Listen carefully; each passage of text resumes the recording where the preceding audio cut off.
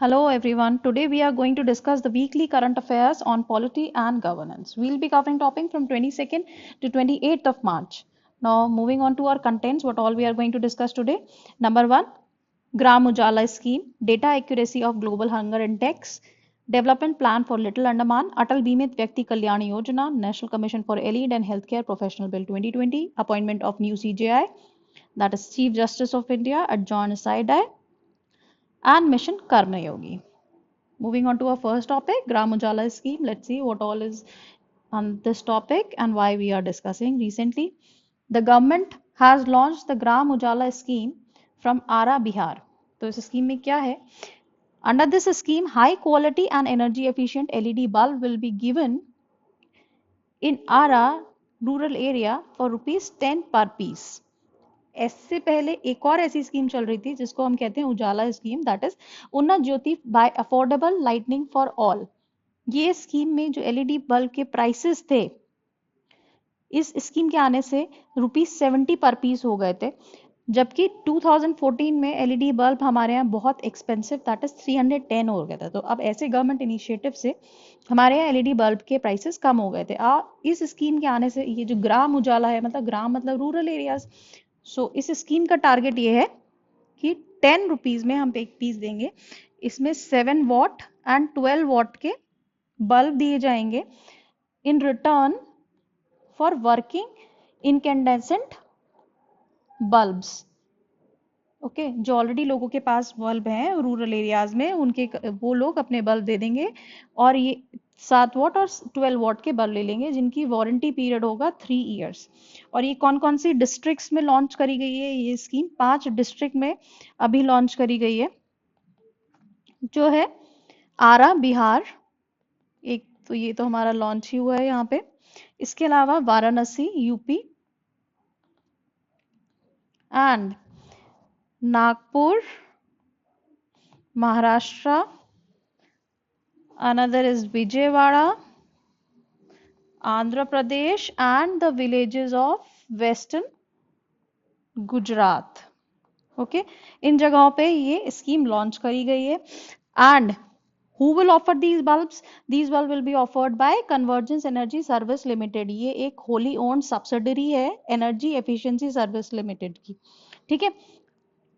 Under this, under United Nations Clean Development Mechanism, the scheme will claim credits, carbon credits. तो हम देखेंगे carbon credits क्या होते हैं, और ये हमारे इंडिया की पहली ऐसी स्कीम है जहां पे हम जिसकी फाइनेंसिंग होगी कार्बन क्रेडिट से, जो कि यूनाइटेड नेशंस का क्लीन डेवलपमेंट मैकेनिज्म का एक पार्ट है। हम देख लेते हैं। And it is a first such programme in India entirely finance through carbon credit. तो क्वेश्चन पीटी में आ सकता है कि ये स्कीम, इसमें 50% गवर्नमेंट ऑफ इंडिया फंडिंग कर रही है और 50% कार्बन क्रेडिट से, तो ये रॉन्ग हो जाएगा because it is entirely funded through carbon credits under UNDP's, United Nations clean development mechanism. Okay, अब हम देख लेते हैं। सबसे पहले कार्बन क्रेडिट्स का नाम आया है तो हमें ये भी पता होना चाहिए कि कार्बन क्रेडिट्स होते क्या है। इसके बारे में आपको यहाँ पे दे रखा है, clean development mechanism and carbon credit. A carbon credit is a permit that allows the company that hold it to emit a certain amount of CO2 और other greenhouse gases। मतलब एक कंपनी है C1, अगर इसने कुछ savings करी है by green house gases को नहीं लेस एमिट करके, दैट इज उसने कोई डेवलपिंग कंट्री में कोई सोलर पावर प्लांट बनाया है और इससे क्या है, तो उसने कुछ कार्बन क्रेडिट ऑन कर लेती है वो कंपनी, और जब उसके पास एक्सेस में हो जाते हैं तो वो सेल कर देती है दूसरी कंपनी को या दूसरी किसी भी यूनिट को जिसके पास कार्बन क्रेडिट नहीं है, कार्बन जिसका कार्बन ऑफसेट ज्यादा नहीं हुआ है। ओके, तो ये एक प्रोसेस होते हैं जिसको हम कहते हैं क्लीन डेवलपमेंट। इससे फाइनेंसिंग इजीली हो जाती है एंड हमारा पेरिस क्लाइमेट के टारगेट्स भी पूरे होते हैं। ग्रीन हाउस गैस कम एमिट करने का एक इंसेंटिव मिलता है। तो 1 credit permits the emission of mass equal to 1 ton of carbon dioxide. तो सपोज करो C1 कंपनी के पास एक्सेस क्रेडिट थे, तो वो खत्म होने लग रहे थे, तो उसने दूसरी C2 कंपनी को बेच दिए। अब C2 कंपनी के पास क्रेडिट होंगे तो वो इस 1 ton of carbon dioxide emit कर सकती है। जो इस खरीदेगी इसको तो इसको पैसा मिलेगा, ठीक है। ये उससे कहीं और इन्वेस्ट कर देगी और ये इतना कार्बन एमिट करने की उसे पावर मिलती है। तो इसका मतलब कार्बन एमिशन इसने सेव किया तो यहाँ पे हो गया, तो मतलब बात बराबर होती है, उतने ही कार्बन एमिशन होता है। These were devised as a market-oriented mechanism to reduce the greenhouse gas emissions. The companies get a set number of credits which decline over the time, so they sell any excess to the another company. तो ये concept है carbon credit का, ठीक है। और ये clean development mechanism जो है that is to the Kyoto Protocol UNFCCC, जो हमारी कन्वेंशन है, United Nation Framework for Climate Change, उसके अंदर जो हमारा क्योटो प्रोटोकॉल है उसके अंदर ये आर्टिकल 12 में डिफाइंड है, ठीक है। That allows a country with in emission reduction or emission limitation commitment to implement emission reduction project in developing countries. तो क्योटो प्रोटोकॉल बेसिकली आया क्यों था, क्योंकि कॉमन बट डिफरेंशिएटेड रिस्पॉन्सिबिलिटी का कंसेप्ट था, जिसमें ये था कि डेवलप्ड कंट्रीज ने तो बहुत ज्यादा पहले एमिशन कर रखा है, पर डेवलपिंग कंट्रीज अब एमिशंस कर रही हैं। तो क्लाइमेट चेंज होने की वजह से जो डेवलप कंट्रीज की रिस्पॉन्सिबिलिटी है टुवर्ड्स द क्लाइमेट चेंज वो ज्यादा बनती है। तो अपने एमिशंस उनको पहले टारगेट दिया था कि वो अपने एमिशंस जल्दी रोके और पहले कट करें। तो इतनी जल्दी तो वो नहीं कर पाएंगे, तो they take projects through this mechanism of clean development in the developing countries so that कि वहां पे एमिशंस नहीं हो, वो ज्यादा सस्टेनेबल मेथड है। तो उसके लिए ये प्रोटोकॉल लाया गया था जिसकी टाइमलाइन 2020 थी, ठीक है, जिसके अंदर कार्बन क्रेडिट का कंसेप्ट आया। तो आपको पता होना चाहिए कि कार्बन क्रेडिट का कंसेप्ट कहां से आया है, UNFCCC के क्योटो टारगेट से, क्योटो प्रोटोकॉल के अंडर, तो वहां से आया और इसी कार्बन क्रेडिट से ये स्कीम फंड हो रही है। Such product can earn saleable certified emission reduction credits which can be counted towards meeting the Kyoto targets. It is the first global environmental investment and credit scheme of its kind, providing a standardized emission offset instrument, that is carbon emission reduction credits. Okay, तो एक पहली अपने आप में एक ऐसा mechanism है जो कि क्लाइमेट चेंज की तरफ वर्क करने के लिए एक इंसेंटिवाइज करता है, इन्वायरमेंटल इन्वेस्टमेंट की अपॉर्चुनिटी देता है, और एक credit scheme, it is a first of its kind. Now let's see what was all in this scheme. तो हमने देखा कि ये स्कीम क्या थी, कार्बन क्रेडिट से फाइनेंस होगी, carbon credit buyers will also sort through an open process based on the initial discussion with the market. The balance cost and margin on the LED cost will be recouped through the carbon credits earned. So basically आपको इतना याद रखना है, carbon credit से open market process के through ये scheme work करेगी। What is the significance of this scheme, that it will help India to meet its to have energy saving of around 2025 million kilowatt per year and CO2 reduction of 1.65 million tons of CO2 per year. It will also help to better illuminate the rural areas at a very affordable prices, leading to the better standard of life, financial saving, more economic activity and the better safety for a rural citizen. Rural areas में you'll see lights नहीं होती है, और lights LED जैसी light का if you सी उनके price बहुत ज्यादा होते हैं, उनसे एक मतलब एनवायरमेंटल बेनिफिट तो होता ही होता है LED लाइट से। 10 rupees is very less amount, तो ये रूरल एरियाज के लिए बहुत फाइनेंशियल सेविंग का तरह वर्क करेगी। It removes the price barrier for the rural consumers. In addition, the energy savings garnered will reduce a household energy outlay, enabling the higher disposable income and saving. जितना भी आप गांव में देखेंगे तो या तो सब्सिडी में एग्रीकल्चर सब्सिडी मिलती है, गांव में वही वर्क करती है, घरों में भी जाएंगे एग्रीकल्चर सब्सिडी से जो पानी का पंप चलता है और वो अनलिमिटेड पंप चलाते हैं, जिसकी वजह से हमारी बल्कि एनर्जी ज़्यादा होती है और वो भी बहुत सस्ते प्राइस में उन्हें मिल जाती है, जो उसका बेनिफिट उठा लेता है, वरना लोग अपने घरों में लाइट नहीं चलाते कि बिजली का बिल बहुत ज़्यादा आएगा। ठीक है, तो इन्हीं चीज़ों को एड्रेस करने के लिए this is a very nice step. तो इससे पहले भी एक ऐसी स्कीम चल रही थी, Unnat Jyoti by affordable lightning for all, that is Ujala scheme. It was a zero subsidy program scheme that was launched in 2015.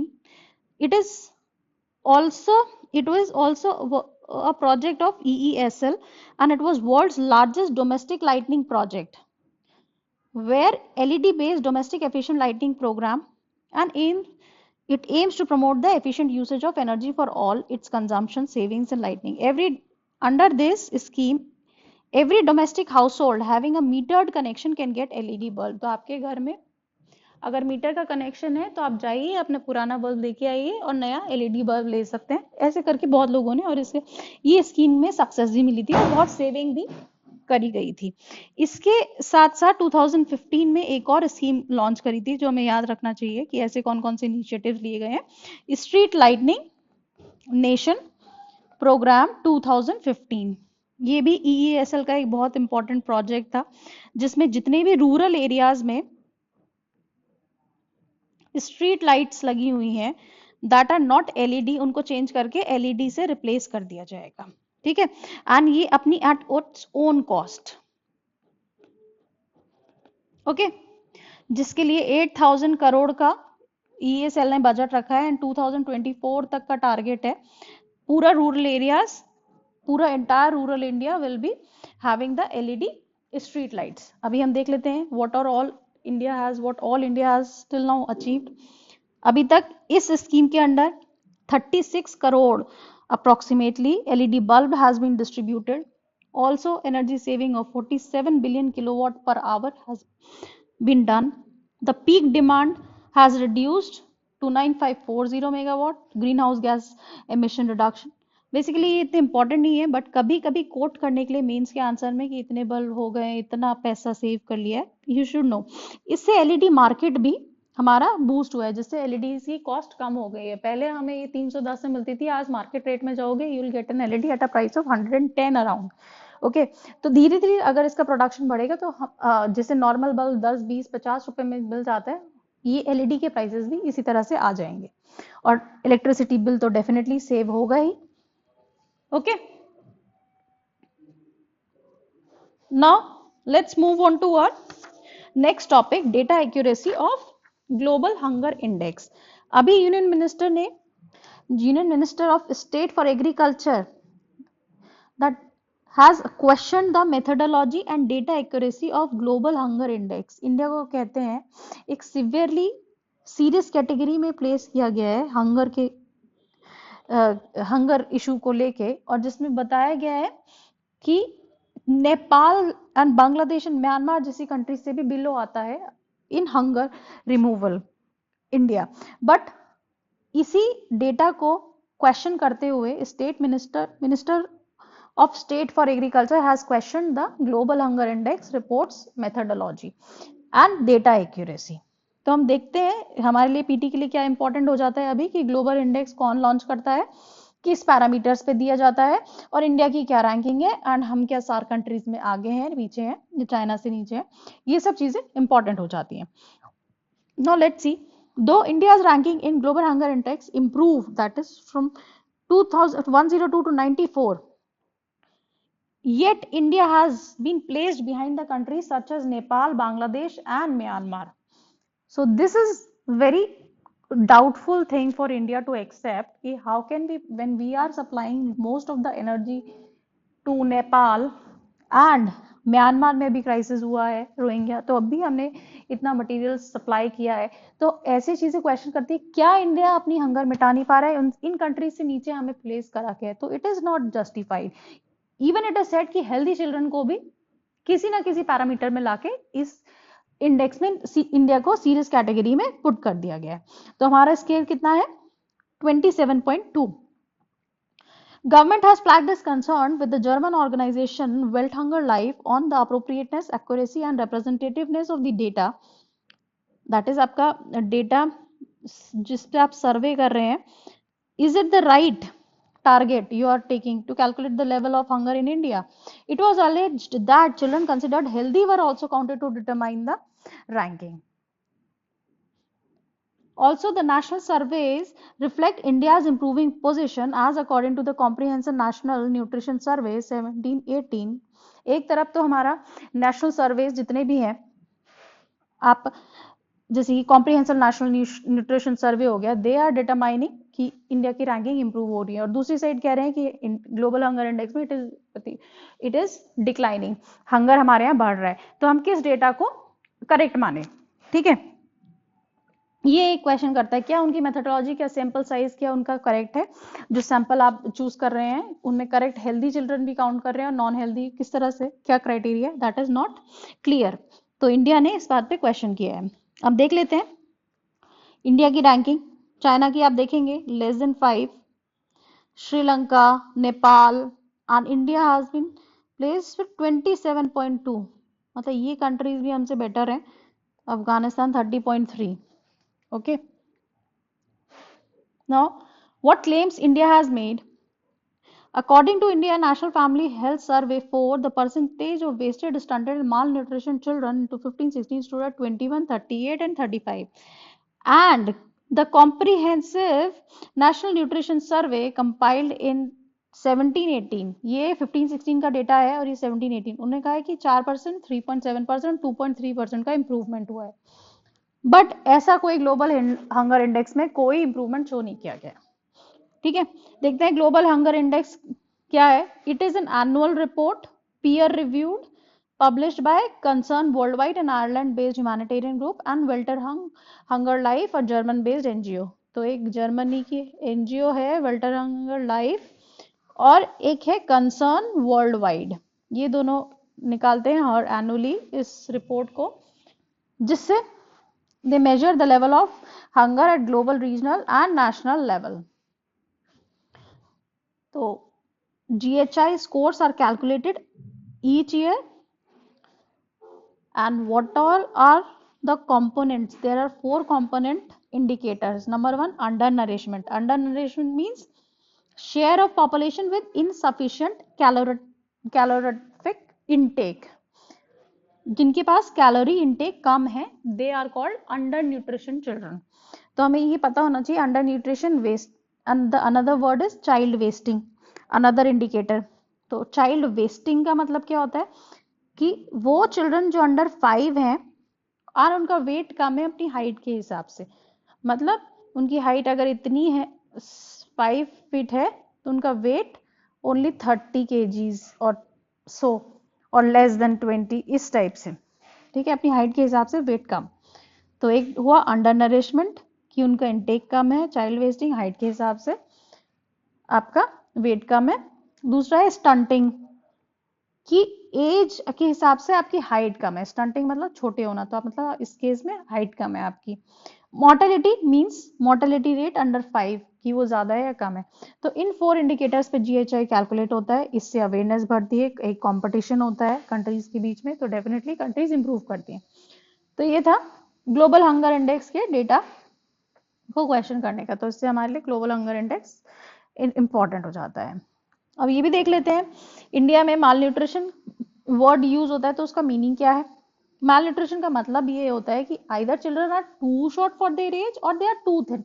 Like जैसे कि एक marasmus affected if you see a child or kwashiorkor, you see वो बच्चा इतना पतला सा होता है बट उसकी बेली इतनी बड़ी होती है, तो एक अलग से डिफॉर्म चाइल्ड लगता है, या उसके पैर ऐसे अंदर की साइड मुड़े रहते हैं। These are the malnourished child. हमारे यहाँ 2 मैल नरिश्ड डिजीज भी फाइंड आउट होती हैं। जिनकी हाइट बिलो एवरेज है फॉर देयर एज, उनको भी हम स्टंटेड मानते हैं, या जिनका वेट अपनी एज से कम है तो वेस्टेड चाइल्ड होते हैं। ठीक है, तो together stunted and wasted are considered to be underweight, indicating a lack of proper nutritional intake and inadequate post care child birth. तो बच्चा होने के बाद जो उसकी केयर इमीडिएटली की जाती है that affects a lot, okay, कि वो उसका कितना न्यूट्रिशन है, कितना हेल्दी चाइल्ड रहेगा। नाउ अनदर पॉइंट कि इंडिया में इतना malnutrition क्यों है, because most of the population जो है more than 50% is still dependent on agriculture, and agriculture output जो है small and marginal farm land holdings से इट इज आइदर डिक्लाइनिंग और स्टैग्नेटिंग, जिससे कि उनकी सॉइल की फर्टिलिटी रिड्यूस हो रही है, fragmented lands, there there are price fluctuations of the farm produce. तो इस फसल वाले सीजन में अगर उनकी फसल का दाम नहीं मिला तो उनके पास अपने खाने के लिए पैसे नहीं बचते हैं, नेक्स्ट कैसे क्रॉप ग्रो करेंगे, वो एक बहुत बड़ी का कारण होता है। और जो भी वो क्रॉप ग्रो करते हैं तो उसमें एक फुल पैक्ड न्यूट्रिशन नहीं होता है, या तो खाली वीट होगा, खाली गेहूं चला खा खा के दिल वर्क, तो उससे क्या होता है, you don't get all types of micronutrients. तो ये एक बहुत बड़ा कारण। दूसरा, disposable income is very low in relatively large section of people in India. Okay, this has adverse effect on their capacity to buy adequate food grains when the inflation is all time high. Right now the prices of petrol are rupees 80, तो at that time transportation cost बढ़ती है तो food prices भी affect होते हैं। तो this kind of work a section of people have been doing are less remunerative, or there is less opportunity to get the remunerative work। तो वो काम भी मीनल जॉब्स करते हैं, पैसा भी नहीं आता है, इन्फ्लेशन होता है, फूड प्राइसेस ज्यादा होते हैं, तो disposable income they can not spend on food every day. Even in the higher class people what they do, they spend on very junk food. तो वो भी एक कारण होता है कि खाली इनकम होने से भी it's not that's the factor. Also the public distribution system, it is not working well in many of the states. We see the Aadhaar card are not properly linked, जिसकी वजह से issues आते हैं। Another point is rural unemployment, the emaciated rural livelihood sector and lack of income opportunity other than farm sector have contributed heavily to the growing joblessness in rural areas। rural areas में केवल agriculture में या elite activities में work है, या तो दुकान खोल लेंगे वहीं पे, या कुछ छोटा मोटा सा सर्विस सेंटर में कुछ भी काम कर लेंगे, कोई एक सॉलिड रेम्यूनरेटिव जॉब नहीं होती। इनकम अपॉर्चुनिटी बाहर जाते हैं अर्बन एरियाज में, तो उन्हें झुग्गी झोपड़ी जैसी जगहों पे रहना पड़ता है, स्लम एरियाज में, वहां उन्हें एडिक्वेट फैसिलिटीज नहीं मिलती, सैनिटेशन अच्छा नहीं होता है। So that periodic labor force survey revealed that rural unemployment stood at around 6% in India. This is the all time high since 72 to 73. तो these are some of the reasons we should know कि India में क्यों है, और ऐसी reports के कारण से हम पे इन चीजों को देखने को मिलता है। What all government has taken till date, what all measures, एक पोषण अभियान जिसको हमने next last week also we have discussed it about the Poshan Abhiyan 2.0 recently launched in budget, integrated child development scheme, नेतृत्व सहयोग योजना, mid day meal scheme, national food security mission, nutrition mission and the nutrition strategy. तो ये सब schemes and measures are taken by the government, but what all we need is the convergence at ground level and proper coordination. Okay, now moving on to our next topic, development plan for Little Andaman। अभी इस topic को पढ़ने के लिए क्यों important है, PT के perspective से देखेंगे तो ये इंपॉर्टेंट हो जाता है। लिटिल अंडमान, अंडमान एंड निकोबार, अंडमान निकोबार की ट्राइब्स कौन कौन सी हैं, ये सब इंपॉर्टेंट हो जाता है। एंड वेरियस पैसेजेस जैसे डंकन पैसेज, 10 डिग्री चैनल्स, ये सब फिजिकल ज्योग्राफी थोड़ी इंपॉर्टेंट हो जाती है। लेकिन यहाँ पे इशू क्या है कि अभी एक डेवलपमेंट प्लान आया नीति आयोग का, तो मेंस पर्सपेक्टिव से इंपॉर्टेंट हो जाता है what we have to choose, या तो डेवलपमेंट या demography and the tribal nature of the place and the pristine nature of the place. तो ये इशू इसी के अराउंड घूमता है। तो अभी क्या है, recently land has been sanction for the phase 1 of sustainable development of little Andaman island. NITI Aayog ने एक प्लान प्रपोज किया है सस्टेनेबल डेवलपमेंट के लिए, जिसका फेज 1 को सैंक्शन मिल गया है जमीन का फेज 1 के लिए। ठीक है, तो इसमें क्या होगा, projects to be executed in phase 1, एक एयरपोर्ट कॉम्प्लेक्स बनाया जाएगा, ट्रांसशिपमेंट पोर्ट साउथ बे पे, mass rapid transport system, free trade zone and warehousing complex on the southern west coast, just like a Hong Kong या Singapore जिस तरह से बना हुआ है कोस्ट के अराउंड, उस तरह से लिटिल अंडमान को हमें डेवलप करने का एक प्लान है, एक ग्रीनफील्ड कोस्टल सिटी के फॉर्म में। तो इट इज बाय, ये विजन किसका है, नीति आयोग का, to leverage the strategic location and the natural features of the island and the holistic and the sustainable vision for the Great Nicobar. ठीक है, under it a new greenfield coastal city will be developed as a free trade zone competing with the Singapore and Hong Kong. So this is all about the plan. इसमें 3 development Jones हैं, एक है east coast of the little Andaman जिसको financial district of medi city, aero city, tourism, hospital district. Zone 2 जो कि एक forest है उसको लेजर जोन, रेजिडेंशियल डिस्ट्रिक्ट या स्पेशली इकोनॉमिक जोन की तरह बनाया जाएगा। एक प्रिस्टीन फॉरेस्ट और नेचुरल जोन है जिसको फॉरेस्ट रिजॉर्ट, टूरिज्म और ये हीलिंग डिस्ट्रिक्ट या retreat on the western coast इस टाइप से बनाया जाएगा।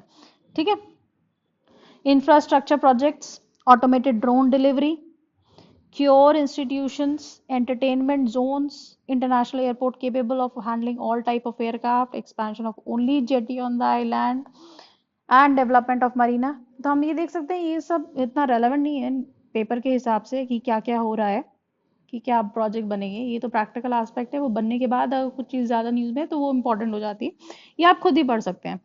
एक है ring road supplemented by mass rapid transit. ठीक है, ये सब, और इसको बनाएगा कौन, Andaman Nicobar integrated development corporation जो इसकी नोडल एजेंसी होगी। अभी गेलियाथा बे वाइल्ड लाइफ सेंचुरी पे पोर्ट बनेगा, और दूसरी चीज standing committee of national board of wild life ने इसको डी नोटिफाई कर दिया है इस रीजन को, जिससे कि पोर्ट बन सके। गेलियाथा जो बे है it's a wild life sanctuary, very important and very sensitive region of the country, of the islands of the country, and यहाँ पे pristine tropical rain forest मिलते हैं। इसकी लोकेशन इंपॉर्टेंट हो जाती है और पीटी में पूछ सकते हैं Galathea bay wildlife sanctuary is situated in which of the following coastal states और आइलैंड्स, तो ये आपको पता होना चाहिए।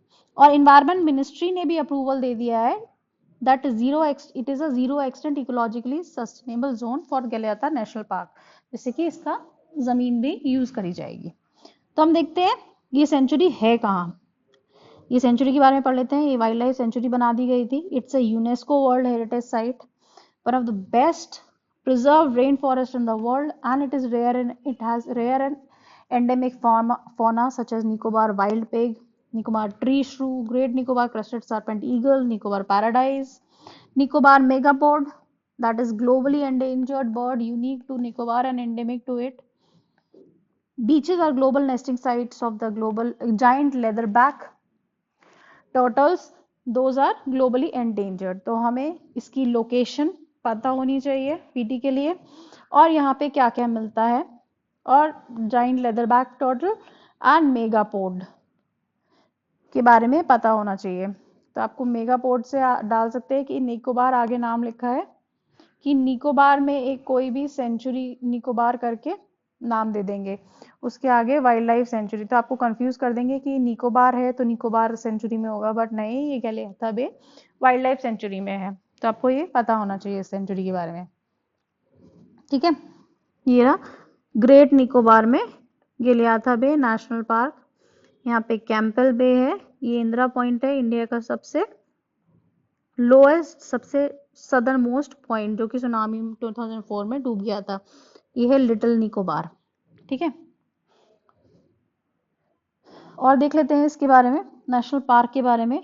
National marine turtle action plan ने भी गेलियाथा बे को important coastal and marine biodiversity area, marine turtle habitat of the country declare करा है। It comes under coastal regulation zone 1 जो कि सबसे ज्यादा प्रोटेक्टेड जोन होती है, एंड यहाँ पे शोम्पेन मिलते हैं जो कि इंडिजिनियस हंटर गैदरर कम्युनिटी है, तो मतलब यहाँ पे लोग भी हंटिंग करते हैं, इतना अनटच्ड एरिया है ये। तो इस मूव से, इस डेवलपमेंट से क्या होगा, डेफिनेटली कनेक्टिविटी बढ़ेगी, डिजिटल कनेक्टिविटी आएगी, sea connectivity, connectivity with the Port Blair, economic benefits, employment होगा, इको टूरिज्म बढ़ेगा कंट्री को, जॉब अपॉर्चुनिटीज, वहाँ के लोगों का क्रिएशन और रिक्रिएशन होगा, सोशल डेवलपमेंट होगा, वहाँ की local communities better facility avail कर पाएंगी, एज वेल एज जो लोग डेमोग्राफिक डेवलपमेंट्स होंगे, जो लोग थोड़ा डिप्राइव थे कल्चरली, वो भी आगे आएंगे, सोसाइटी के साथ mingle होंगे, and increased inflow outflow of people will lead to the cultural exchanges. Also the most important thing is geological and strategic benefits. ये मलाक्का स्ट्रेट जो है यहाँ पे, उससे केवल 90 किलोमीटर दूर पे है, you can see, which is important shipping route between Indian Ocean and South China Sea. सारा most of the cargo जितना भी चाइना एंड इस साउथ चाइना रीजन से जाता है वो मलाक्का स्ट्रेट से होना चाहता है, इसीलिए चाइना डिलेमा भी कहते हैं मलाक्का स्ट्रेट को। तो उस पे हम नजर रख पाएंगे जिस तरह से चाइना अपना मरीन एक्टिविटी बढ़ा रहा है कंट्री में, एंड ऑल्सो यहाँ पे इंडिया का एकमात्र ट्राई सर्विस कमांड भी स्टैब्लिश्ड है at the entrance to the Malacca Strait, तो वहाँ भी हमारे लिए इतना इंफ्रास्ट्रक्चर होने से लिए हमारा कनेक्टिविटी बढ़ जाएगी। दूसरा, लॉजिस्टिक एंड सर्वेलेंस बेटर हो जाएगा on the marine activity, that will help India to secure its territory and protect its trade routes, even as China aims to expand its naval reach. Okay, but the problems, इतना development plan बना रहे हैं ऐसी जगह पे, सबसे बड़ा problem यही है कि जो विजन डॉक्यूमेंट है उसमें मैप्स डाल दिए हैं कि ये होगा, कोई एक्सप्लेनेशन नहीं है, कोई जियोलॉजिकल वल्नरेबिलिटी की बात नहीं कही है, बल्कि ये सबसे ज्यादा सीजनिकली एक्टिव एरिया भी है, एंड जो माउंटेनियस चेन है अर्कनियोमा वो यहाँ से एक्सटेंड होके अंडमान तक जा रही है, ठीक है, जो कि हिमालयन का ही एक एक्सटेंशन माना जाता है और जो कि सीजनिकली एक्टिव है। इस वजह से सुनामी भी आई थी और सबसे ज्यादा अफेक्ट यही हुआ था इंडिया में 2004 में। तो ऐसे रीजन को आप डेवलप कर रहे हैं इतना ज्यादा इंफ्रास्ट्रक्चर, और जो कि क्लाइमेट चेंज से भी वल्नरेबल है, सी लेवल लो है यहाँ पे, है ना, तो अफेक्ट हो जाएगा। तो एट जो कि इस प्लान में कोई फाइनेंशियल डिटेल नहीं दी गई है, कोई बजटिंग नहीं है, कोई environmental impact assessment has not been given, as well as on the western coast west bay is secluded and difficult to reach with Indian mainland and global cities. तो कैसे वहां तक रीच होगा, ऐसा प्लान तो बन जाएगा बट वहां पे पहुंचना, कनेक्टिविटी इज नॉट गुड, तो वो एक बहुत बड़ा स्ट्रक्चरल इशू है। इकोलॉजिकल कंसर्न कि यहाँ पे डी रिजर्व कर दिया गया है 32% ऑफ द रिजर्व फॉरेस्ट, सी, जबकि लिटिल अंडमान 95% पूरा फॉरेस्ट से है, उसको डी रिजर्व कर दिया गया है around 32%। Okay, and west bay, that is one of the most important site of giant leatherback sea turtle, okay, वो भी कंसर्न शो करती है कि ये लेदर बैक सी टर्टल जो कितने बड़े वाले जो टर्टल होते हैं वो कहाँ जाएंगे, ठीक है। अर्थ को एक सुनामी है ऑब्वियसली। दूसरा, large diversion of the forest land that would obviously have environmental loss and cause the irreversible damage to the flora and the fauna, and the habitats of the various wildlife such as sea turtles would be affected इस plan से। Sociological concerns, जो वहाँ की tribes हैं, most of the, ये plan से क्या है, 31% of the tribal reserve has been denotified. वहाँ पे ऐसी ट्राइब्स हैं, अभी 1 साल पहले यूएसए में का एक सिटीजन वहाँ गया था, उसको मार दिया गया था। तो ऐसे सोशोलॉजिकल बहुत सारे इश्यूज हैं, और बल्कि ओंगे ट्राइबल रिजर्व है उसको डी रिजर्व कर दिया है। तो इसका सजेशन यही है कि complex ecological, sociological and geological vulnerabilities को माइंड में रखते हुए we should make such plans, and the existing protected area in the Great Nicobar should be expanded for the protection of the megapod rather than de-reserving and de-notified the various tribes under it. And अगर कोई ऐसा plan है तो सबसे important है geological volatility of the place has to be considered and the plan needs to be reexamine. तो आपको exam में ये लिखना पड़ेगा जिसको EIA is the must thing, okay, for the whole development plan.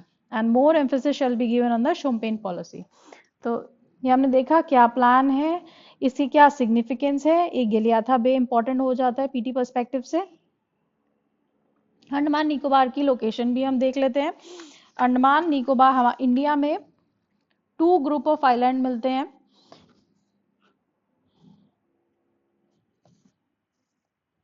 Okay, that is Andaman and Nicobar and Lakshadweep.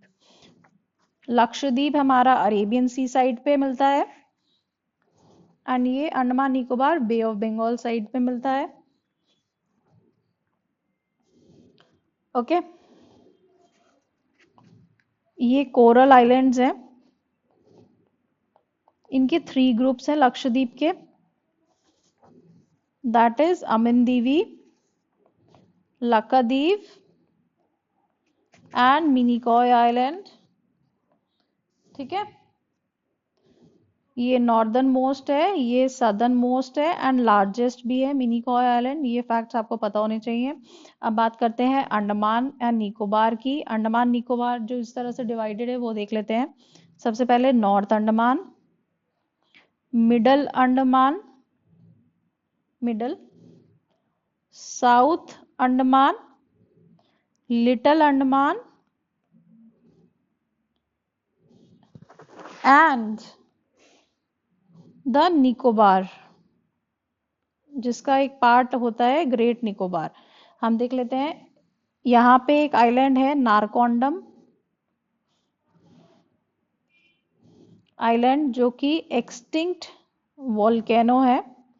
एक volcano हमारे यहाँ मिलता है बैरन आइलैंड, जो कि डॉर्मेंट वोल्केनो है। सो 2 volcanic islands in it found only, there are only 2, one is extinct and one is dormant, that is Narcondam and Barren Island. North, middle, south, little, okay, north, middle, south, little, south and little Andaman को कौन divide करता है? Duncan passage. और Nicobar little and इसमें कौन सा channel होता है? 10 डिग्री चैनल। ठीक है, ये आपको पता होना चाहिए। दूसरी चीज, ट्राइब्स देख लेते हैं, कौन कौन सी ट्राइब्स मिलती हैं। 6 पीवीटीजीज मिलते हैं यहाँ पे, जिसमें है ग्रेट अंडमानीज, ओंगेस, जरावाज,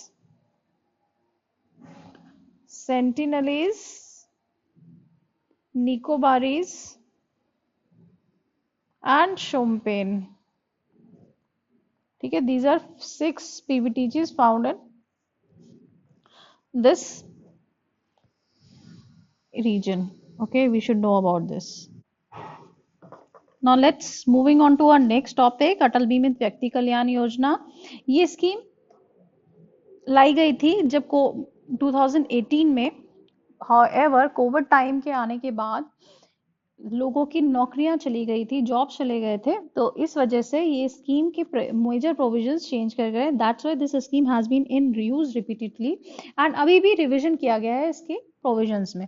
तो ये स्कीम के बारे में फीचर्स देख लेते हैं हम इसके। It was introduced by एसिक, that is Employees State Insurance Corporation. It is a body corporate under ESI Act and it administers the ESI Act 1948. So this scheme is a once in a lifetime welfare measures for the employees covered under the section 29 of the ESI Act. That is कौन से apply, कौन से employees पे apply होता है ये?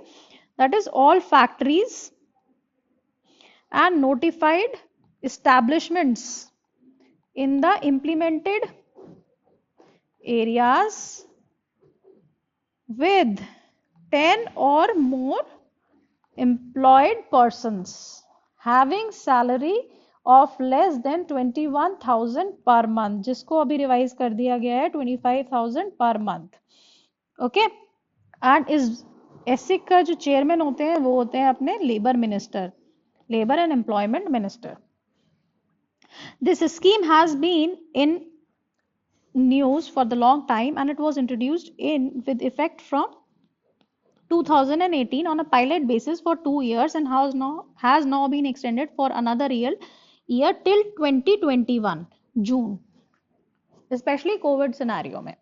तो इसके मेजर प्रोविजंस जो हम देख लेते हैं, जो अभी रिवीजन हुआ है, इस ऐसा स्कीम इतना इंपॉर्टेंट नहीं है ये, बट क्योंकि यूपीएससी की आदत है कि वो सोशल वेलफेयर स्कीम्स बहुत ज्यादा पूछती है, और एक बार अटल पेंशन योजना पूछ चुकी है, तो इस तरह की स्कीम जिन पे नाम फेमस पर्सनालिटी के एसोसिएटेड है, तो ये और न्यूज में भी है, तो ये इंपॉर्टेंट हो जाती है।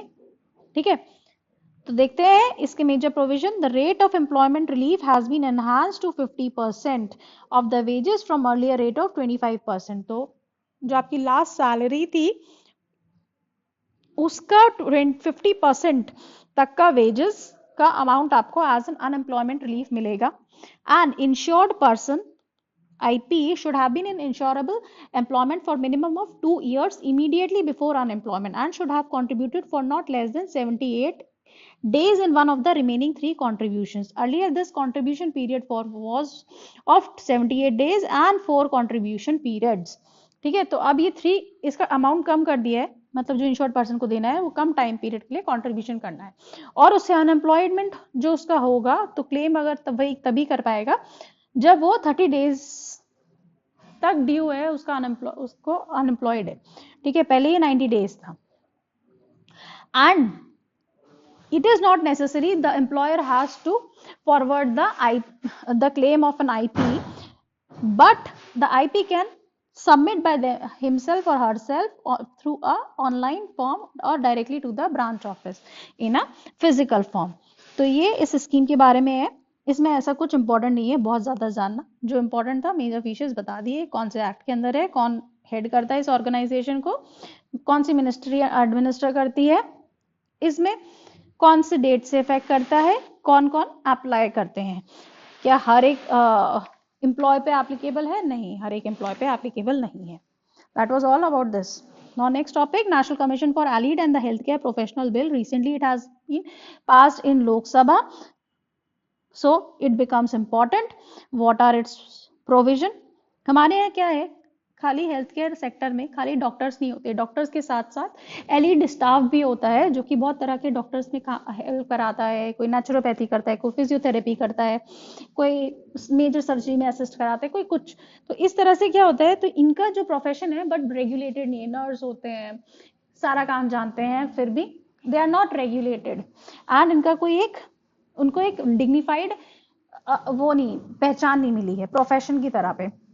तो दैट्स वाई ये बिल आता है for allied and the health care professional in India for regulating and standardising the education and practice. The group of elite professionals is large and the bill is trying to regulate this field by providing dignity to their roles. Now let's see what are all its key provisions. सबसे पहले इस bill के through एक एलिड health professional को define किया गया, that is most important. कोई भी चीज को डिफाइन करेंगे तो एक उसका डोमेन सेट हो जाता है और उसके बारे में पता चलता है exactly. Is an associate technician और the technologist who is trained to perform any technical practical task to support the diagnosis and treatment of the illness, disease, injury, impairment and to support the implementation of any healthcare treatment and referral plan recommended by the medical nursing or any other healthcare professional. जो आपका खून निकालते हैं, जो technician होता है या जो लैब्स में काम करते हैं अलग अलग मशीन्स के अंडर, तो वो लोग को एक डेफिनेशन मिल गई, डिफाइन हो गया, उनके पास एक इनको डिफाइन कैसे किया गया है, उनके पास एक डिप्लोमा आना चाहिए and the duration of which should be at least 2000 hours spread over a period of 2 to 4 years, मतलब 2 से 4 साल का एक डिप्लोमा होना उनके लिए इंपॉर्टेंट है। ठीक है, तो इसमें सबसे पहला प्रोविजन ये किया गया। हेल्थ केयर प्रोफेशनल को बताया गया कि वो साइंटिस्ट, थेरेपिस्ट या कोई प्रोफेशनल है जो प्रॉपर उसने रिसर्च स्टडी कर रखी हो and can supervise the preventive, curative, rehabilitative, therapeutic and promotional health services. ठीक है, उसके पास 3 से 6 साल की प्रॉपर डिग्री होना इंपॉर्टेंट है इस एक्ट के अंदर, कम से कम 36 hours of duration of study he has done over the period of 3 to 6 hours. And elite and the healthcare professions has been recognized as categories. ठीक है, these are mentioned in schedule to the bill and include life science professional, trauma, burn care professional, surgical anesthesia related to technical professional, physiotherapist, nutrition science professional, dietitians, जितने भी होते हैं इन सबको एक recognition मिल गया है as a under the schedule defined in this bill as a particular category of a healthcare professional. Okay, और ये जो शेड्यूल है इस बिल का, जो जिसको जिसमें अमेंड कर सकता है, वो पावर किसके पास है? सेंट्रल गवर्नमेंट के पास, कि ओके अब हम इस कैटेगरी को भी हेल्थ केयर प्रोफेशन में डाल देंगे या एलिड प्रोफेशन में डाल सकते हैं। ठीक है, after due consideration with the national commission of the allied and health care profession, एक कमीशन बनाया जाएगा इस बिल के अंदर, जिसको कहेंगे national commission for the health care and the allied profession, जिसकी कॉम्पोजिशन देख लेते हैं, जो पीटी के लिए इंपॉर्टेंट हो जाता है। इस बिल से कमीशन बनेगा, प्रोफेशनल काउंसिल्स बनेंगी, स्टेट काउंसिल बनेंगी, कौन हेड करेगा, इसका कॉम्पोजिशन क्या होता है इस नेशनल कमीशन का? There will be a chairperson, a vice chairperson plus 5 members representing various department ministries and 1 representative from the DGHS, 3 deputy director or the medical superintendent appointed on the rotational basis from medical institution including AIMS, Delhi, AIM and 12 part-time members also. तो main आपको पता होना चाहिए chairman, VC, 5 member plus other representatives. ठीक है, इसका function क्या होगा? It will frame policy standard of regulating education and the practice of the healthcare workers and professionals, and it will maintain an online register of those professionals, registered professionals. It will provide them with basic training, curriculum, staff qualification, examination training, and the fee for the various categories. Also, there will be a provision of uniform entrance and the exit examination for these professionals. यहाँ पे हम और देख लेते हैं, there is a provision of professional councils for every category of healthcare profession. तो हर profession के लिए एक पर्टिकुलर काउंसिल होगी, जिसमें एक प्रेसिडेंट होगा प्लस 4 से 24 मेंबर्स होंगे।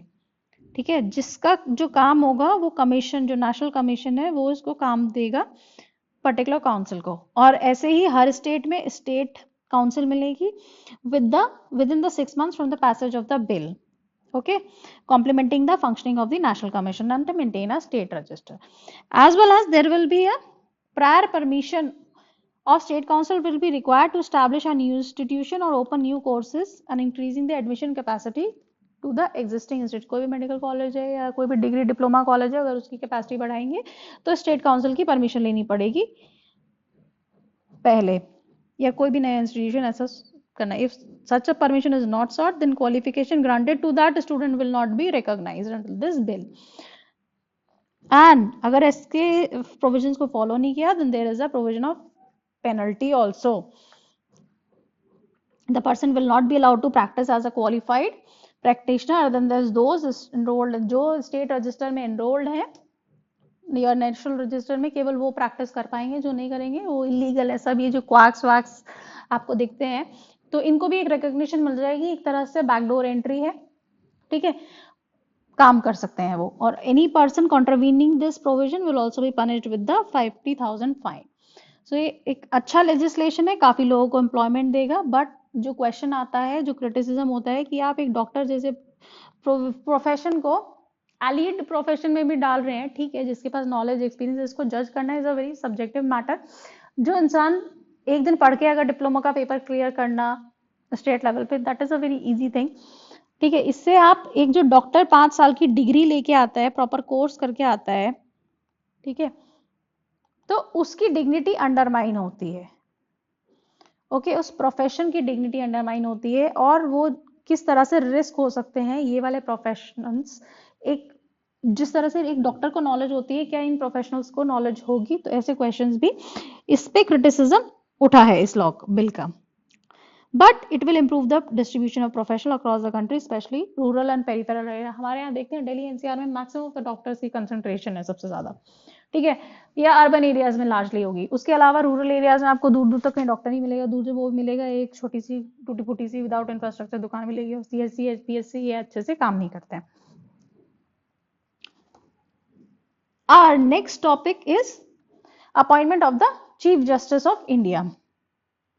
Recently, our current Chief Justice Sharad A. Bobde has recommended the name of N.V. Ramana, the senior most judge of the Supreme Court, as the 48th CJI from 24th of April. तो इससे क्या आता है important? ये news में कि appointment कैसे होता है चीफ जस्टिस ऑफ इंडिया का। सबसे पहले हम देख लेते हैं कि सीजेआई का अपॉइंटमेंट कैसे होता है। ठीक है, the chief justice and the जजेस ऑफ सुप्रीम कोर्ट, ये पीटी पॉइंट से ये क्वेश्चन इंपॉर्टेंट हो जाता है कि appointment of the chief justice are appointed by president under the clause 2 of article 124 of constitution from 19। देखिए, जब भी चीफ जस्टिस का अपॉइंटमेंट होता है तो एक प्रोसीजर फॉलो किया जाता है। जो भी आउटगोइंग सीजीआई होता है वो रिकमेंड करता है अपना सक्सेसर टू द पोस्ट, वो लॉ मिनिस्ट्री के पास उसकी रिकमेंडेशन जाती है and that will be forwarded to prime minister and then prime minister will approve it and forwarded to the president and president will finally appoint the CJI. ठीक है, तो कहने को फाइनल अपॉइंटमेंट सीजीआई का president होता है, but ये पूरा स्क्रीनिंग प्रोसेस सीजीआई रिकमेंड करेगा सीनियर मोस्ट मेंबर को, फिर लॉ मिनिस्टर, फिर प्राइम मिनिस्टर का अप्रूवल के ऊपर ही बेस्ड होता है। तो ऐसा हुआ था 50 से 73 तक ये कन्वेंशन रहा है कि सीनियर मोस्ट जो जज होता है उसको ये सीजीआई बनाता है। बट ये कन्वेंशन ब्रेक हो गया था 1973 में इंदिरा गांधी के टाइम में,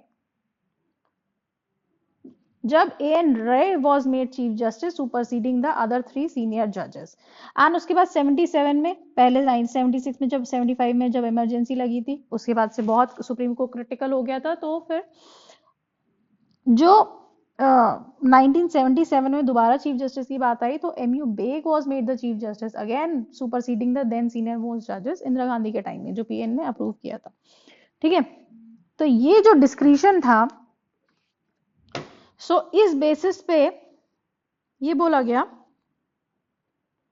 कि हमें ये देखना चाहिए कि सुप्रीम कोर्ट की कितनी पावर होती है जुडिशरी की, और यहाँ से एक जुडिशरी, पार्लियामेंट और गवर्नमेंट के बीच में एक डिबेट स्टार्ट हुई, जिससे कि हमारा फोकस जाता है 3 जजेस केसेस पे। ठीक है, number 1 1981, then 1993 and then 1998 second जज एंड थर्ड जजेस केसेस। ठीक है, ये 3 हमें सीरीज देखने को इंपॉर्टेंट होती है। तो सीजीआई का जो अपॉइंटमेंट होता है वो खाली चीफ जस्टिस ऑफ इंडिया नहीं करता है, बल्कि एक कॉलेजियम होता है। कॉलेजियम मतलब CGI plus 4 other senior most judges of Supreme Court recommend the name of the successor CJI। ठीक है, एज वेल एज एक चीज और पता होनी चाहिए कि सीजीआई जो होता है आरटीआई के एम्बेट में आता है 2019 से। ठीक है, नाउ लेट्स सी कि व्हाट आर दीज 3 जजेस केसेस। सबसे पहले क्या हुआ, 1981 में फर्स्ट जज केसेस में, उसमें कहा गया जो सीजीआई की जो प्राइमेसी होती है, जो कंसल्टेशन होता है विद द, जब भी प्रेसिडेंट को रिकमेंड करते हैं तो जो प्राइमेसी दी जाएगी वो एग्जीक्यूटिव को दी जाएगी, that president has the power to decline the advice of CJI. 1981 तक का ये पोजीशन था फर्स्ट जज में। फिर 1993 केस आया। ठीक है, उसमें क्या हुआ, कॉलेजियम सिस्टम एस्टैब्लिश हुआ। उसमें था कि not CJI has been given the power but the institution of CJI has been given power, so the consultation of plus other 2 senior most judges is important, and the consultation means concurrence, कि अगर कोई CJI बोल रहा है और plus 2 senior most जजेस बोल रहे हैं, तब जाके उस पर्सन को रिकमेंड किया जाएगा। ये नहीं कि अगर एक ने भी डिक्लाइन किया तो means consultation and concurrence, and फिर वो प्रेसिडेंट के पास जाएगा और प्रेसिडेंट ऐसी एडवाइस को रिजेक्ट नहीं कर सकते हैं, और तब तक कि जब तक वो प्रॉपर प्रोसीजर से आता है। फिर 1998 में थर्ड जज से ये कॉलेजियम सिस्टम और को एक्सपांड करके 5 मेंबर हो गया, जो कि आज है सीजीआई प्लस 4। तो अपॉइंटमेंट कैसे होता है, सीजीआई प्लस 4 और वो जाता है प्रेसिडेंट के पास रिकमेंडेशन। इस तरह से सीजीआई अपॉइंट करते हैं प्रेसिडेंट। ठीक है, after consultation with the CJI and other जजेस of supreme court and high court as he may deem necessary. तो मतलब हाई कोर्ट के जजेस, अगर ये जो बाकी जजेस होते हैं सुप्रीम कोर्ट के, उनमें हम हाई कोर्ट के जजेस का भी इन्वॉल्व, ये पीटी में क्वेश्चन आ सकता है कंफ्यूज करने के लिए। And the consultation with CGI is obligatory in the case of appointment of जज अदर देन द सीजीआई। तो जजेस की क्वालिफिकेशन क्या होती है? He should be a citizen of India, the जज of High Court for at least 5 years in succession, or advocate of High Court or in succession for 10 years, should be a distinguished jurist in the opinion of President, or the Constitution doesn't provide minimum age for appointment as a judge of Supreme Court. ठीक है, और ये वाला जो provision है ना, high court के जज के केसेस में नहीं होता है, जूरिस्ट वाला, ये केवल सुप्रीम कोर्ट के जजेस में होता है। तो ये आपको पता चाहिए, होना चाहिए कि अपॉइंटमेंट कैसे होता है। ठीक है, कंसल्टेशन ऑब्लिगेटरी होती है इन केस ऑफ जजेस अदर देन सीजीआई, क्या क्वालिफिकेशन होती है, व्हाट आर द जो ओथ और affirmation that has been administered by before the president or some other person appointed by him for this purpose. In oath, what he swears that bear faith and allegiance to the Constitution, uphold the sovereignty, integrity, duly and faithfully to the best of his ability and knowledge, perform the duties of office without fear और favour, uphold the constitution and laws. तो ये statement पूरा आपका question में लिख के आ जाएगा और पूछ लेंगे ये कहाँ पे दिया जाता है, ये किसकी ओथ है, क्योंकि जो प्राइम मिनिस्टर और मिनिस्टर्स ओथ लेते हैं वो अलग होती है। ठीक है, जो प्रेसिडेंट ओथ होते हैं लेते हैं वो अलग होती है। तो आपको एक रीडिंग करते हुए ध्यान में रखना चाहिए कि सुप्रीम कोर्ट के जजेस की क्या ओथ होती है। ठीक है, और टेन्योर क्या होता है? कोई फिक्स टेन्योर नहीं है कॉन्स्टिट्यूशन में, बस इतना लिखा है till the age of 65 years, जो कि 62 ईयर्स होता है in case of high court. So ये डिफरेंस याद रखना चाहिए। And any question regarding age has to be determined by such authority as approved by the parliament, and the Supreme Court judge can resign by writing to the president, and he can be removed by his office from his office by president on recommendation of the parliament। जो removal का procedure होता है supreme court के सीजे और जजेस का, वो यही होता है, प्रेसिडेंट रिमूव करता है only after an address by parliament that has been presented to the same session for such removal। Means उसी सेशन में, आज सेशन वो कंप्लीट हुआ, इस सेशन में एक मॉनसून सेशन चल रहा है, इसी में ही प्रेसिडेंट का जज का अगर रिमूवल का प्रोसीजर चल रहा है इस सेशन में कंप्लीट होके तब प्रेसिडेंट जाएगा, तभी वो माननीय होगा। ठीक है, and that has to be passed by each house with the special majority. And what are the grounds for removal? Proven misbehavior or incapacity. And under which act it has been guided or it is given in constitution। तो ये act के under एक procedure establish है, जजेस inquiry act, जो कि process of impeachment guide करता है सुप्रीम कोर्ट के जजेस का। आज तक कोई भी सुप्रीम कोर्ट का जज इम्पीच नहीं हुआ है, क्योंकि वो प्रोसेस इतना लेंदी और है कि वो पहले ही लोग रिजाइन कर देते थे, 2 लोगों के अगेंस्ट लिया गया था।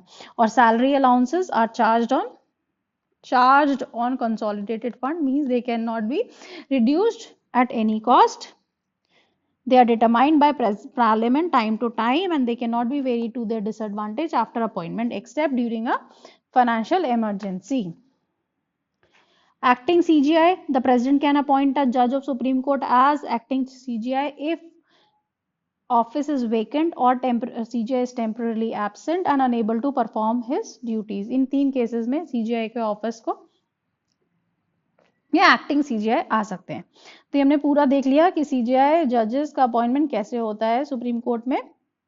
ठीक है, रिमूवल देख लिया है, salary allowance, acting CGI, second जज केसेस क्या है, सेकंड जज केसेस को हमें बोलना चाहिए एक्चुअली में supreme court advocate on record association versus union of India case, that is a 9 जज कॉन्स्टिट्यूशन बेंच बनी थी, that has overruled that decision and devised a specific procedure called collegium system for appointment and transfer of judges in higher judiciary। The verdict accorded primacy to the CJI in matter of appointment and transfer। तो इससे पहले हमने first जज cases देखा था, उसमें primacy दी गई थी, एग्जीक्यूटिव को प्राइमेसी दी गई थी, मतलब प्रेसिडेंट डिनाई कर सकता है जो भी एडवाइस या रिकमेंडेशन अगर सीजीआई भेजता है उसको रिकंसिडरेशन के लिए वापस भेज सकते हैं। बट इस केस में कॉलेजियम सिस्टम स्टैब्लिश कर दिया गया था और सीजीआई की कंसल्टेशन को एक प्राइमरी रोल दे दिया गया था। उसमें कहा गया था the role of CJI is primal in nature because this being a topic within judicial family, the executive can not have a equal say in this matter. Okay, this was all about the appointment of CJI. Now moving on to our next topic, that is adjournment sine die. इसको हम देख लेते हैं क्यों अभी हमारा जो motion है अभी जो हाउस है उसको adjourn sine die किया गया है स्पीकर के द्वारा, तो इसलिए इंपॉर्टेंट हो जाता है। तो यहाँ पे 3 टर्म इंपॉर्टेंट हो जाती है, adjournment sine die, prorogation of the house and dissolution। ये सारी टर्म्स इंपॉर्टेंट हो जाती है। सबसे पहले एडजॉर्नमेंट, जब भी किसी हाउस की सिटिंग कंप्लीट हो जाती है तो स्पीकर और the leader of the house, that is chairman in case of Rajya Sabha and speaker, can adjourn the sitting or the session of the house. However, when this house is adjourned without naming the day for reassembly, इसमें reassembly की date दे देते हैं कि आज हम 2 तारीख के बाद से मिलेंगे, वापस से हाउस सदन बैठेगा एक साथ, बट यहाँ पे कोई इनडेफिनेट पीरियड के लिए बंद कर दिया जाता, सेशन में भी काम रुक गया या कोई प्रोसीडिंग खराब हो गई, एज अ पनिशमेंट के तौर पे स्पीकर के द्वारा या चेयरमैन के द्वारा इसको बंद कर दिया जाता है। ठीक है, ये एडजॉर्न है। अगर हाउस का जो सेशन है काम खत्म हो गया है, हाउस का सेशन बंद करना है, ठीक है, मॉनसून सेशन है, यहाँ से शुरू हुआ है और यहाँ पे खत्म होगा, एंड होगा, यहाँ से स्टार्ट है, तो यहाँ पे जो एक स्पीकर है उसको एडजॉर्न करके हाउस को फिर एक लेटर लिखेंगी प्रेसिडेंट को, और प्रेसिडेंट उस हाउस को प्रोरोगेशन करेंगे, जहां पे प्रेसिडेंट डिसमिस कर देते हैं house, resulting in termination of the house itself. और एक होता है डेसिल्यूशन, ये केवल लोकसभा के केस में होता है, अगर vote of motion of no confidence pass हो जाता है, ठीक है, तो लोकसभा का हाउस डिसॉल्व हो जाता है, राज्यसभा में नहीं होता क्योंकि Rajya Sabha is a permanent house. Okay, तो ये हमें इतना पता होना चाहिए। Adjournment sine die means house is adjourned without naming a day for reassembly. It is done by speaker or the chairman, okay, leader of the house. In adjournment, only sitting is terminated, not the session. Now let's move on to our last topic, that is mission Karmayogi.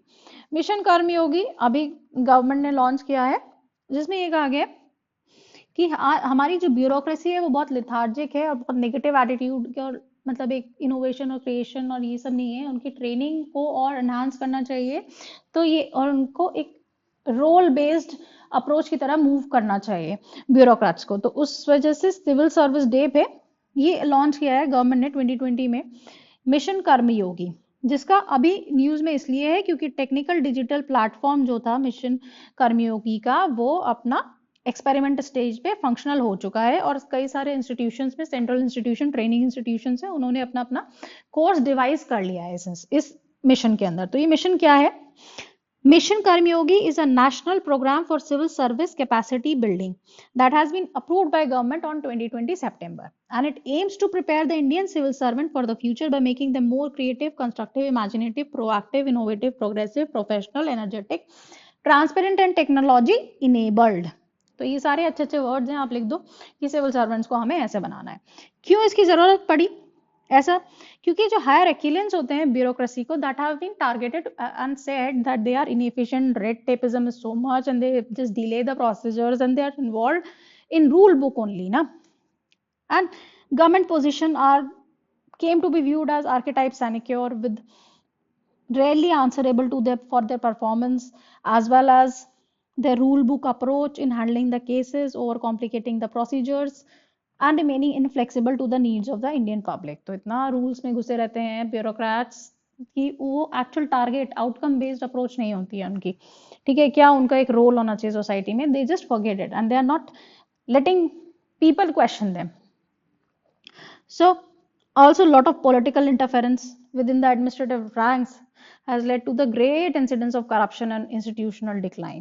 So that's why this mission has been launched। इस mission के अंदर एक I got है, it is written R, it is I got Karmayogi mission, that is an online training module और platform एक setup किया जाएगा जहां पे सारे इंस्टीट्यूशंस ऑफिशियल्स के लिए एक प्रोग्राम स्टैब्लिश करेंगे, जैसे इस सर्विस के प्रोफेशनल्स के लिए ये प्रोग्राम, इसके लिए ये, ठीक है, and state of art infrastructure and technology to enhance their capacity of 2 crore officials in India.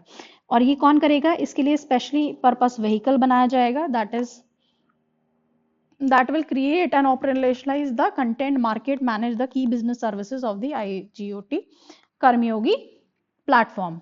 Okay, एक प्रॉपर इंस्टीट्यूशनल फ्रेमवर्क है और इस मिशन को जो बनाया गया है पर्टिकुलरली पीएम की स्क्रूटनी के अंदर रख के बनाया गया है. दैट्स वाई जो पूरा मिशन है, पूरा इंस्टीट्यूशनल फ्रेमवर्क इसी तरह से है. जैसे सबसे पहले टॉप पे है PM's HR cell, then capacity building commission setup होगा, एक special purpose vehicle for operating the digital asset and for online training and the coordination unit. तो 4 इसके वो हैं, एचआर सेल है, काउंसिल है, कैपेसिटी बिल्डिंग कमीशन है, एसपीवी बनाया है, एक आईजीओटी प्लेटफॉर्म है, एक कोऑर्डिनेशन यूनिट है जो कि कैबिनेट सेक्रेटरी हेड कर रहे हैं. And there will be a, ये जो कैबिनेट कैपेसिटी बिल्डिंग कमीशन है वो पूरा training standard, shared faculty, resource, इन सबको देखना इनका गोल है. सिग्निफिकेंस क्या होगा? It will give a reincarnate a spirit of karma yogi inside a civil servant to serve the nation, as well as it will continuously build their capacities and updating their talent pool. नई नई skills आएंगी, सिखाई जाएंगी, एक energetic attitude जिसमें technology enable किया जाएगा, and the culture of working in silos and multiplicity of the training curriculum which we have because of the institutions. वो सब इतने सारे जो इंस्टीट्यूशन, सबको एक यूनिफॉर्मिटी आ जाएगी एक ट्रेनिंग में, जहाँ पे नहीं जनरल पर्पस ट्रेनिंग देनी है. पर चैलेंज ये है कि लैक ऑफ इंटरेस्ट है आज भी सिविल सर्विस ट्रेनिंग प्रोग्राम्स में, जिसकी इतने रिफॉर्म कमिटीज के होते हुए भी it has not been done for last years. तो ये एक मिशन भी प्रॉब्लमैटिक हो सकता है. वे फॉरवर्ड कि okay, the new system must find ways in which department strengthen the investment in the training in their own employees and beyond goal setting. तो हमें हर डिपार्टमेंट में एक ट्रेनिंग मॉड्यूल होना चाहिए अपने एम्प्लॉयज को ट्रेन करने के लिए, not just goal setting and annual plans. ठीक है. ऑल्सो एक ये इस कर्मयोगी मिशन से एक रूल बेस्ड से रोल बेस्ड अप्रोच की तरफ, ये वर्ड्स आप यूज करेंगे ना आंसर में तो दैट विल रिफ्लेक्ट. तो ये पीटी में क्वेश्चन आ जाता है, it will focus from role based to rule based और rule based to role based. तो आपको पता होना चाहिए. This will give emphasis on the role of on site learning while complementing the off site learning methodology. Similar other initiative have also been taken by government. तो हम देख लेते हैं. सबसे पहले training for all scheme, that is all government officials को train किया जाएगा एक नई कैपेसिटी इन्हांस करने के लिए उनकी. Domestic funding of the foreign training institute so that वो लोग बाहर जाएं long term short term training के लिए और इंटरनेशनल एक्सपीरियंस लेके आए, as well as foundational and mid career training of the civil servants. इसकी सपोर्ट के लिए भी चलाया जाता है. तो हमने देखा मिशन ये कर्मयोगी क्या है, ठीक है, क्यों इसकी जरूरत पड़ी, क्या इसके फीचर्स हैं एंड क्या सिग्निफिकेंस और क्या वे फॉरवर्ड होना चाहिए और से कौन कौन से इनिशिएटिव लिए गए हैं. That was all in today's lecture. Thank you so much.